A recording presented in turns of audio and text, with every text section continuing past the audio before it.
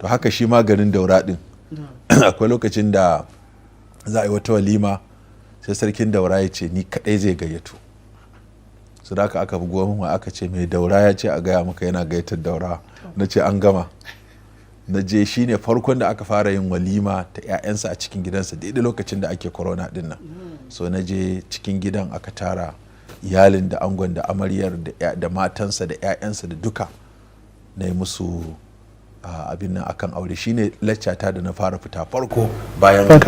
bayan an samu sauki daga corona to kaga wannan shine alaka tsakanin Daura da Daurawa da kuma unguwan Daura din sannan wasu kan mai da tarihin cewa akwai can sarakunan da suka yi aure tun kafin zuwa shi Usman dan Fodiyo akwai alaka ta auratayya tsakanin Daura da Kano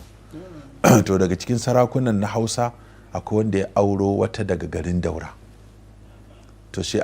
aka yi tun da aure ne na sarki da sarki sai aka haɗo ta da bayi da masu rakiya da masu rakiyan suka kai ita gimbiya gidan sarki to sai suka zo nan gurin sai suka zauna suka huta kafin su wuce Daura sai aka gaya wa sarki ai ga surukanka can sun sauka a guri kaza